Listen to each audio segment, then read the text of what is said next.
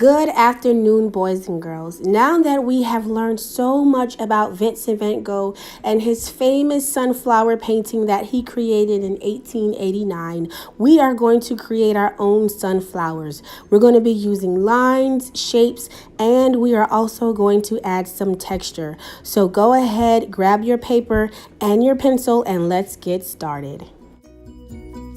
Okay, boys and girls, to get started, the first thing that we're going to do is fold our paper in half. We're going to fold it so that it looks like a birthday card or a book. So fold your paper in half so that all the corners of your paper meet each other, and then place a crease right in the middle so that we know where the middle of our paper will be.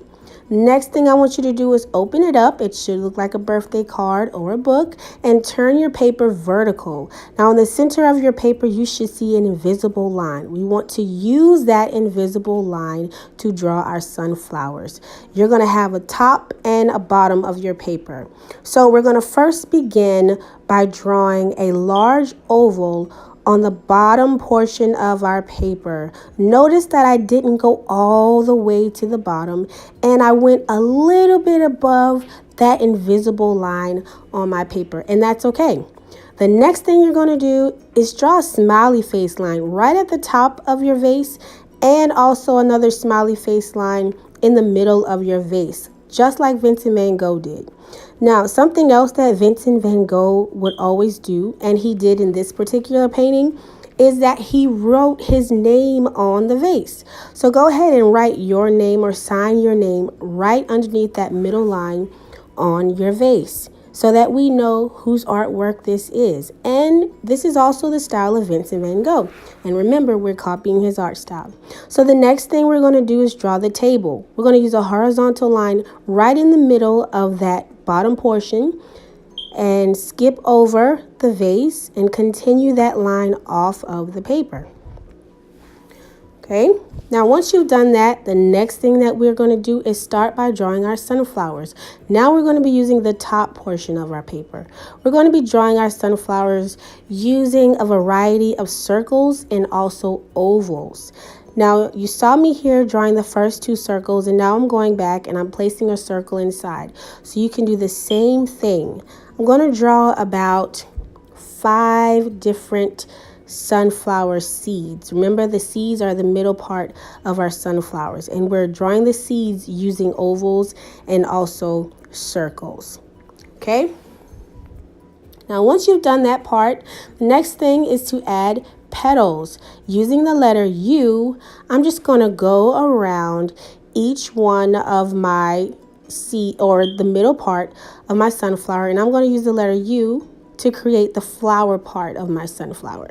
Just like you see me doing here, you can also do the same exact thing. Going around nice and easy using the letter U. Some are big, some are small. Okay, you can also draw some flowers that are overlapping. What does the word overlapping mean? That's right. It means when something is in front of or behind something else. And in Vincent van Gogh's sunflower painting, some of his sunflowers were overlapping. Now I'm going to continue drawing my sunflowers, and you can continue to draw your sunflowers. And remember, you can also have overlapping, which means some of your flowers can be behind other parts of your flower. And you don't always have to use the round U shape that I use for my petals. You can do zigzag lines, you can do spiky flowers, you can do long flower petals. It's really up to you. So I'm going to continue drawing, and I'm going to speed the video up just a little bit, but you continue working at your own pace.